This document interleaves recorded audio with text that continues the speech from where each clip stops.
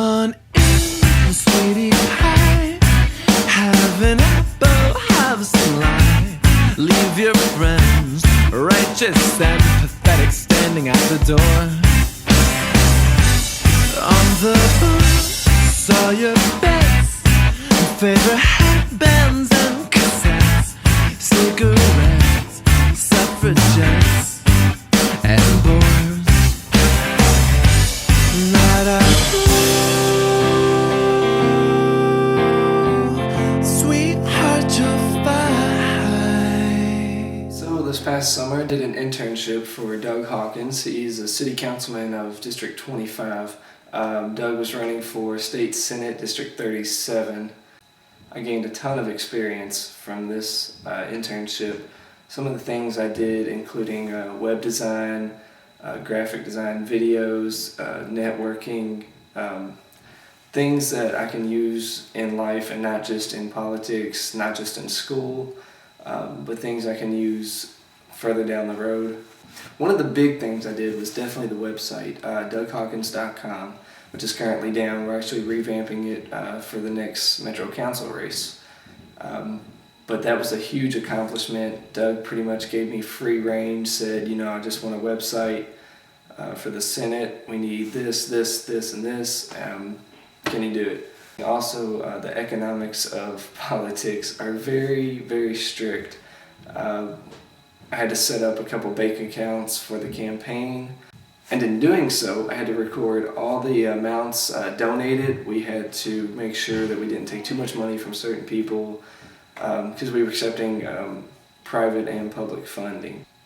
Another task I did, we held a couple fundraisers, one at the home of Renee Davis. And Renee was great.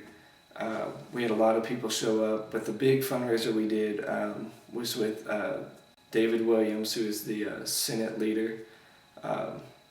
And we had a lot of people throughout the community, a lot of respectable names show up to support Doug. A lot of the stuff ended up on YouTube, which you'll be able to check out if you go to CM Hawkins. That is the username we set up for Councilman Hawkins. I think there's about 16 videos currently up. More to come, I promise. A couple issues I want to talk about. Big one, the bomb storage facility. Doug fought this bomb storage facility with everything he had. We got word out to the public. We did meetings at the Southwest Government Center over on Dixie Highway. We went to the mayor's community night out over at Fairdale High School. We got hundreds of people to show up. In fact, we ran out of room. The mayor was bombarded with questions. Why would you sell Southfields, the old training facility? Why would you want to put bombs and ammunition on top of the main water supply for South Louisville? Doesn't make sense to me either, but I'm not the mayor. He's got his own motives. But I did learn from all that, the political process, what you have to go through, the amount of work we put in just to get a Metro Council meeting, just to bring the topic up and have a vote on it was incredible. I mean, the paperwork, the people we had to talk to, the phone calls that had to be made, it took weeks, if not a month, just to get one meeting. We also met with the bomb squad, the majors, met with Police Chief White and the mayor. The second thing I want to talk about deals with economics. There's a couple issues here. One, we have RFG, reformulated gasoline, the tax that was voluntarily put on citizens of Louisville, added about 40 cents on average per gallon. And it was just unnecessary, and that's something that I was glad to help Doug fight. I set up an online petition and we got thousands of signatures. I think we close to 5,000 last time I checked. The process we went through was so rigorous. We had to set up TV interviews, one of which with Chuck Olmstead. I think that went the best. Chuck ended up signing the petition right after he did the interview with Doug. We also gave out the governor's phone number so that citizens of Louisville could call the governor, say, hey, we don't like this, we don't support this, why would you do this to us? Bombarded his office with calls. I know we probably drove his secretary crazy.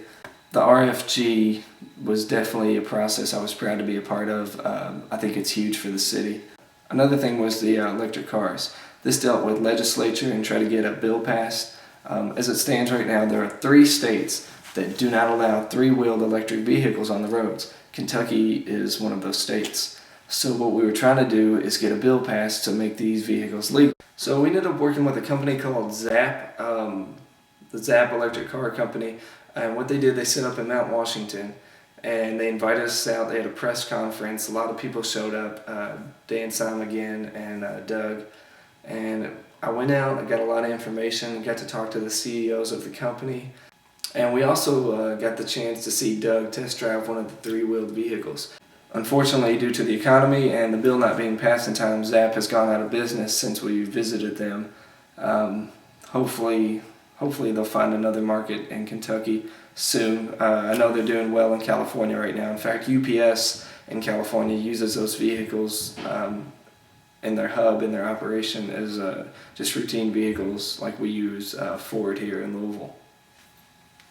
The third thing I want to talk about, cable barriers. Now, if you're driving along the Gene Snyder Freeway and you go east or you go west, you're going to see two different sides of the Gene Snyder. Now, if you're headed eastward, you're going to see these cable barriers. They're brand new. It's the latest in technology. It's not like a guardrail. These things will not collapse. They stop your car on impact. Now, on the other hand, you drive west down the Gene Snyder. You're not going to find anything in between the median. In fact, there's not even guardrails, and the ones that are up are damaged. Doug has been fighting to try and get these cable barriers installed west of I-65. And I think it's also funny to note, there was a meeting, or a press conference actually, held at Fairdale Christian Church right in front of the Gene Snyder by the mayor and the governor. Now, obviously, like I said before, the mayor does not want anything to do with me, so the governor had nothing to do with me too. But what I thought was interesting was the mayor also brought along Perry Clark. Perry is Doug's opponent, who we ran against. He is the incumbent, and he did win in this past November.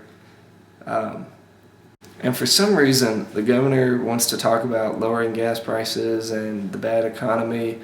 And when he arrived, he showed up in like a 2008 Chevy Suburban. I'm talking, this thing looks brand new. Jet black. He's got two security guards on the side just holding on for dear life and one running beside him. Is there really a need for this? I mean, really? How can you get up and talk about, gas prices and a bad economy and then come in like that? Really? Lead by example. Overall, I have to say, this was a great experience.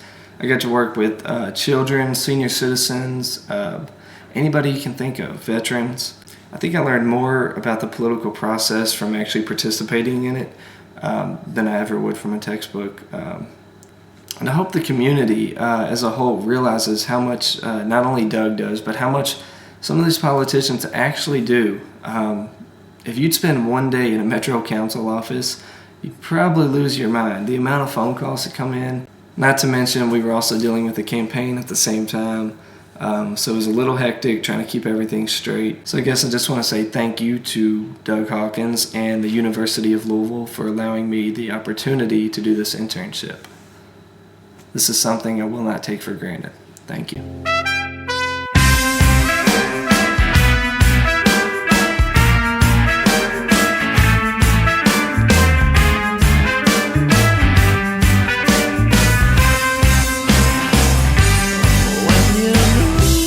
From the city, it seemed the competition got so much less pretty, but the